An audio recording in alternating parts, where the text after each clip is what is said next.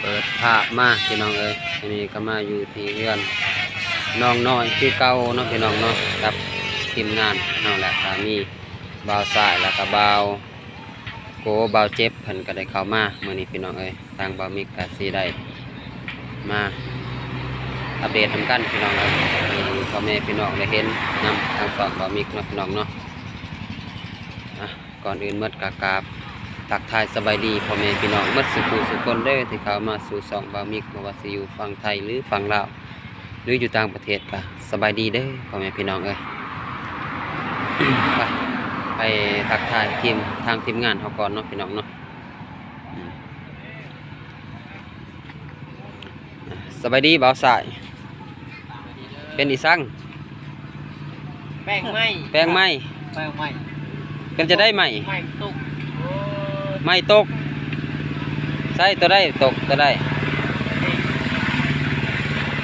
ไม่วัวอันนั้นวัวซัมซุงตกหักเลยเอาถือว่าข้าวหายของบ่าวสายวันนี้เนาะ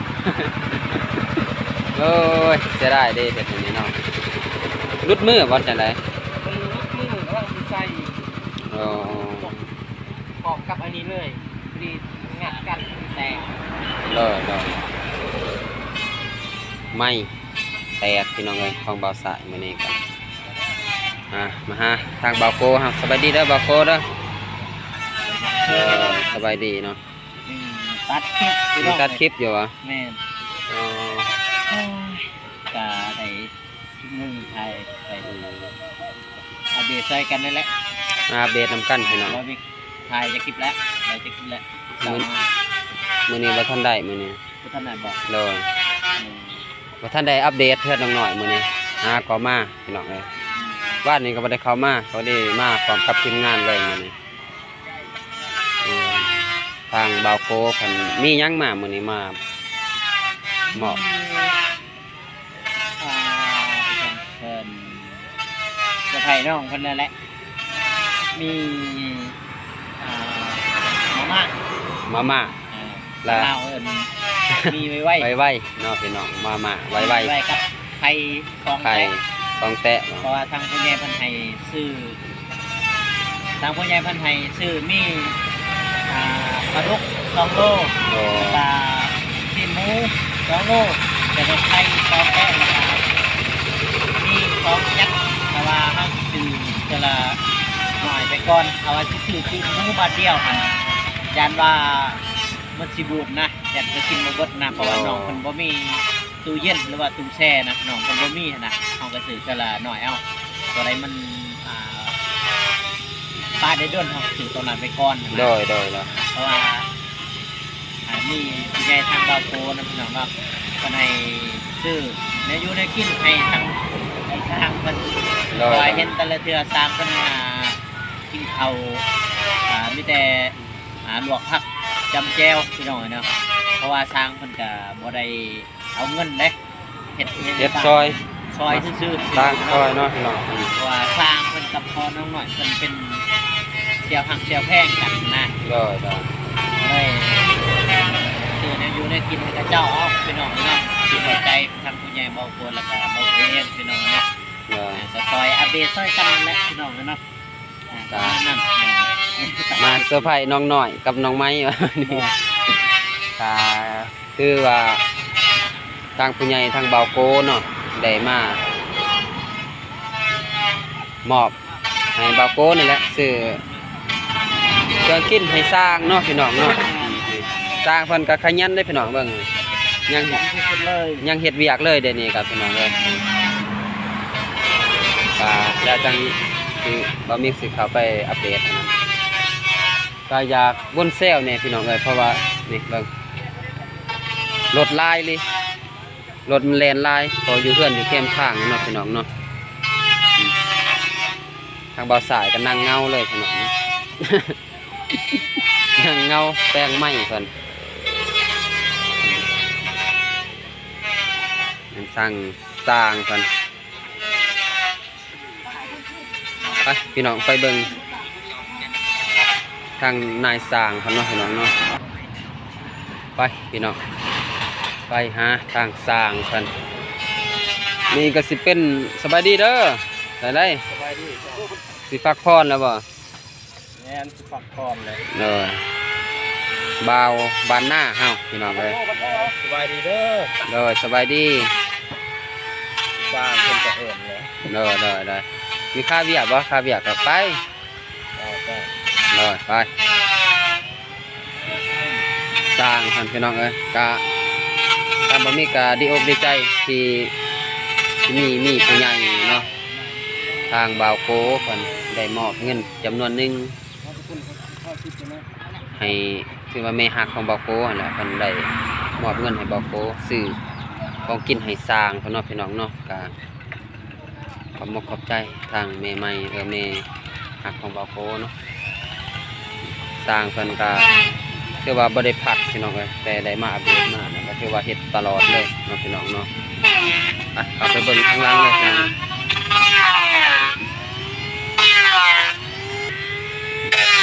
ไปเบิ่งเพื่อนของน้องไม้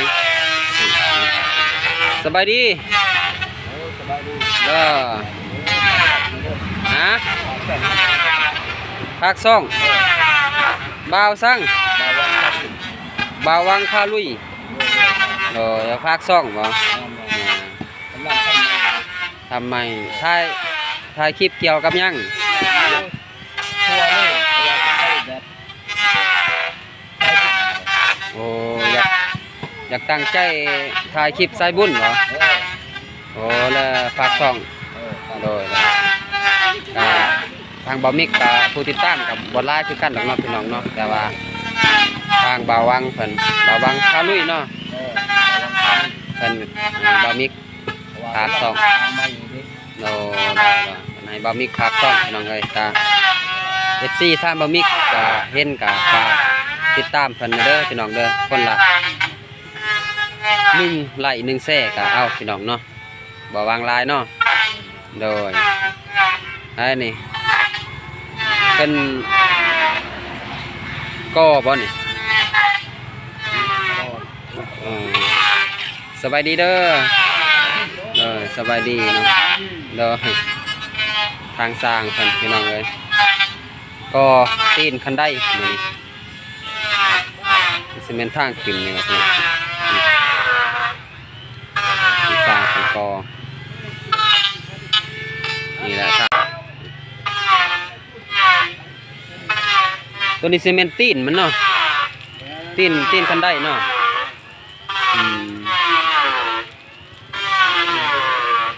วันที่มันได้พื้นนี่ตะเกียบโลดตะเข่งนี่1 2จักก่อนนี่สิก่อขึ้นกล่าวว่า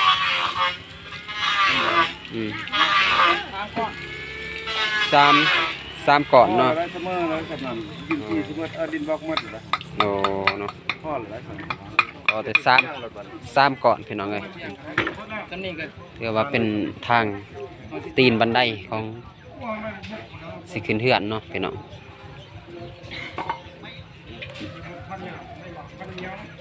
รอถาแต่สังกะสีเนาะสร้างเพิ่นพี่น้องกะเรียกว่าตอนนี้ทางบ่าวเจ็บเพิ่นก็ได้สั่งเรียบร้อยแล้วพี่น้องเอ้ยแต่ว่าบ่ทันแล้วเนาะกะผู้ใหญ่ทางบ่าวเจ็บเพิ่นละซอยบ่าวมีกะมานำทีมงานซื่อๆแหละพี่น้องเอ้ยบ่ทันมีงบประมาณหรือว่ามีงบทางบ่าวมิกดอกบ่าวมิกกะมากับอัปเดตนำทีมงานหลายๆคนเพราะว่าซอยกันอัปเดตเนาะพี่น้องเนาะให้มันแล้วพี่น้องเอ้ยเรียกว่าความฝันของน้องน้อยกับน้องพี่น้องเอ้ยเพิ่นก็นี่ก็ประมาณ5 โมงแรกนะพ่อสิเข้า5 โมงแรกแล้วเนาะสบายดีบ่าวสบายดีมาแต่ไส ชวนไดมอนด์นะ โอ้บ่าวลิงบ่ตะกี้กะพี่น้องคือสิเห็นเพิ่นเนาะไปเฮ็ดห้องน้ำซอยบ่าวมิกเท่านั้นแม่นบ่แม่นบ่ได้ จะได้กระตามเด้อฝากติดตามช่องอันนี้เนาะทาง FC ของเราเมกเพิ่นเนาะตามช่องเบาลิงชนบทได้พี่น้อง เฮ็ดช่องบ่ แม่นแล้วฝากส่องเลยเด้อทางบ่าวมิกเนาะ ถ่ายเกี่ยวกับหยังภาค2นำบ่มิกนี่ โอ้เกี่ยวกับตัวไปแหละพี่น้องเอ้ย ถ่ายวิถีชีวิตประจำวัน แม่นแล้ว โอ้บ่าวมิกหรือวะมันบ่าวมิกพี่น้องเอ้ยบ่าวลิงชนบทเพิ่นภาค2นำบ่าวมิกอีกล่ะบ่าวมิกก็บ่ทันได้ดังคือเขาดอกพี่น้องเอ้ย นี่เขามาขอฝาก2นำบ่าวมิกกะบ่อันนั้นว่าพี่น้องเอ้ยกะมีแต่ฝาก FC ทางบ่าวมิกเข้าไปติดตามส่องบ่าวลิงชนบทเนาะ แม่นแล้ว เอาไปติดตามให้สองเบาลิงคนละ1 ไลค์1 แชร์พี่น้องเอ้ยกะมื้อนี้กะทีมงานกะคนละอยู่ที่เพื่อนน้องไม้กับน้องหน่อยพุ่นแหละแต่ว่าบ่าวมิกมาอัปเดตเพื่อนใหม่เพิ่นพี่น้องเอ้ยนะเป็นสร้างก็คือว่าโอเคก็พี่น้องเอ้ยแต่ว่าใส่ได้อยู่ โอ้โคตรแรงเลยว้าวเลยคนแรงแบบเขามีอะไรเลยนะ แต่รอถาดแต่ทางสังกะสีเพิ่นเนาะพี่น้องเนาะนี่คือว่าเพิ่นติดวงอันนั้นปานลมปานทรายเรียบร้อยหมดพี่น้องเอ้ยครับคือว่ามีผู้ใหญ่ใจบุญทางเบาโกเพิ่นเนาะพี่น้องเนาะได้ฝากเงินจำนวนหนึ่งให้ทางเบาโกเพิ่นคือว่าอยากให้เบาโกเพิ่นซื้อของกินให้สร้างเนาะพี่น้องเนาะเบาโกก็เลยซื้อมามื้อนี้เป็นจำนวนแบบมี2 แก๊สแล้วก็ไข่2 เตะเนาะพี่น้องได้เอามามอบให้พี่เพื่อนของน้องไม้เพื่อที่นี่แหละให้สร้างเพิ่นกินข้าวกินน้ำเนาะได้มีอาหารกินเพราะว่าคือเบาโกเว้าแหละทางผู้ใหญ่ใจบุญเพิ่นก็เบิ่งทาง2เบาโกนี่เนาะว่าบ่มีเห็นสร้างกินแต่แจวพี่น้องเอ้ยก็ได้ให้สร้างมีกำลังใจถือว่าทางทีมงานสร้างเนี่ยก็ขยันพี่น้องเอ้ยถือว่าเฮ็ดเต็มที่เฮ็ดมื้อใดก็คือว่าแล้วจนค่ำจะสิได้มื้อเนาะเนาะบ่าวภาพเพื่อนเฮา สวัสดีอีกครั้งอีก พอใหม่อีกมาหาใหม่อีกพี่น้องเอ้ยถือว่าหลังคานี่รอดถาแต่สังกะสีเนาะแม่นเหรอ แม่น ถ้ามื้อใดมากก็ได้สังกะสีมากก็ถือว่าพ่อแม่พี่ ไว้มื้ออื่นก็สิได้มุ่งเลย ได้มุ่งเลยบ่ ราคาไปซัมมาซีกันนั่นแหละลูกมันปัดหลัง โดย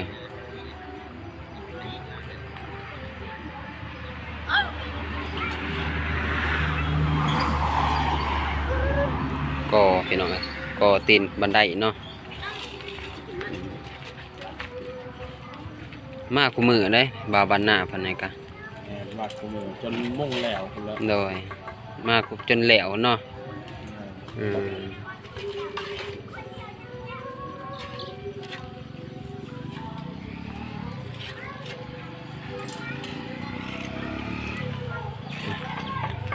โอเคพี่น้องแล้วไปหาน้องหน่อยกับน้องไม้พันเนาะพี่น้องเนาะตอนนี้ค่ะพอมิกมาอัปเดตให้พี่น้องเห็นน้องได้เห็นน้ำกันนี่แหละคือว่าก้าวหน้าไปไล่เติบพี่น้องเลยไปพี่น้องโอเคพี่น้องเขามาตั้งเพื่อนเก่าของน้องไม้เนาะกับน้องหน่อยขอสวัสดีสวัสดีฮะทางว่าเจ็บกันเนาะพี่น้องเนาะมื้อนี้มาหาน้องไม้ รอท่าร อท่า พระเจ้ามาทรงแอนนารุสิ โอ้ถือว่าสร้างเรียบร้อยแล้วเนาะ เบิดเก่าหลาด รวม รวมเลย เมื่อเก่าหลานมาสบายดีเลยสบายดีน้องไม้โดย เบิดเก่าหลาดเอาลานทวนเลย เต็มเลย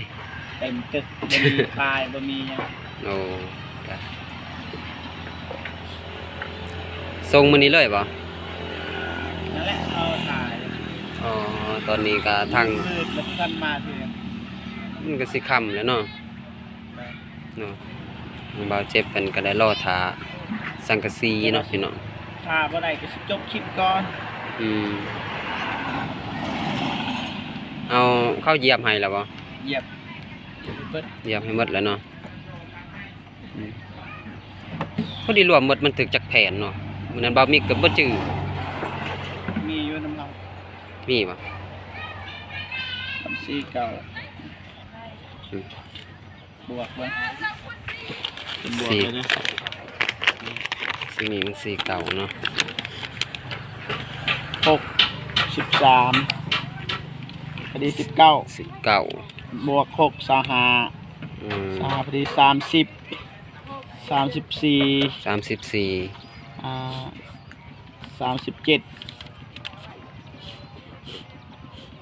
37 แผ่น ถืออยู่37แผ่นพี่น้อง แล้วก็กับลบกั ล บบ ไอ้หยังเคินกันศาสตร์ อ๋อมีกันศาสตร์พร้อมอยู่โอ้ ถือว่ารวมหมดตกอยู่ เก่าละ 9 ล้านทวนเลย น้องฮานกับสำนัก 9 ล้านทวนเลยพี่น้องก็เลยเป็นเงินบาทเนี่ยก็ เงินปลาย 10,000ป้าย เงินเรียนกับ400ปลาย 400ป้ายพี่น้องเอ้ยอืม อ่าทำกันกับน้องฮานเลย งบนี่บ่ บอซื้ออันนี้ สังกะสีนี่ น้องฮานแพงนิดนึง โอ้ถือว่าสำเร็จเนาะเรื่องสังกะสีนี่สำเร็จเนาะพี่น้องอืมนี่ตอนนี้ทางเบาเจ็บล่อถาสังกะสีอยู่เนาะโอเคพี่น้อง อันนั้นไปมันจะมาสีท้ายคลิปน้องเพิ่นก่อนนิดนึง โอเคอ่ะเบามิกกะสีจบคลิปแล้วพี่น้องเอ้ย ได้ใจ โดยขอบใจพี่น้องโอเคพี่น้องเบามิกกะสีเขามาหาน้องหน่อยก่อนเนาะพี่น้องเนาะเพราะว่าสีมาสอบถามเรื่องตอนนี้มีงบทางเบาเจ็บก็ถือว่าสังกะสีได้สั่งสำเร็จเรียบร้อยแล้วเนาะเบามิกก็ได้เบิ่งนำเบาเจ็บเรียบร้อยแล้วพี่น้องเอ้ยก็ถือว่าดีใจน้ำน้องเพิ่นราคามีเบาโกนำมาสะพายให้น้องเพิ่นซื้อนี่แหละให้สร้างเพิ่นเนาะพี่น้องเนาะไปสอบถามอีกเรื่องสบายดีเนาะโดยเสียงรถความแห้ง ที่ในใจบุญทุกทานเอฟซีฟังไทยเรียฟังลาวหรือต่างประเทศก็สบายดีสวัสดีเด้อ โดยเห็นยังอยู่นี่ ลุงเขา อ๋อนึ่งข้าว โดด โดย นึ่งข้าวได้ยินข่าวเหรอได้ยินข่าวอยู่เนาะ ได้เด้อบ่มิก สบายดีบ่าวสายทางบาวโกเพิ่นซื้อของขวัญมาให้บ่ โอ้เพิ่นสะพายน้องเพิ่นพี่น้องเอ้ยสิเป็นมีหยังเนี่ย มีใครกับมี ไข่กับมีบ่ไข่กับมีไข่กับมีให้น้องกันเนาะพี่น้องแล้วก็รู้สึกดีใจบ่ ใจ รู้สึกดีใจ โดด บอกโกเพิ่นมาถ้าได้แล้วมีของฝากให้ถนัดเนาะพี่น้องเนาะคือว่าเป็นน้ำจิตน้ำใจทางผู้ใหญ่บอกโกเพิ่นเด้อ โดด เพิ่นฝากมาให้น้องพี่น้องเอ้ยก็บ่มีหยังก็มีแต่ให้น้องอวยพรให้ทางผู้ใหญ่บอกโกเด้อ โดด ใจผู้ใหญ่ทางวากัวหลายๆเด้อที่ซื้อมีกับใครมาให้นอก เลย ให้นอกกับพ่ออวยพรให้ทุกที่แต่เป็นภาษาแห้งๆกายจิตใจ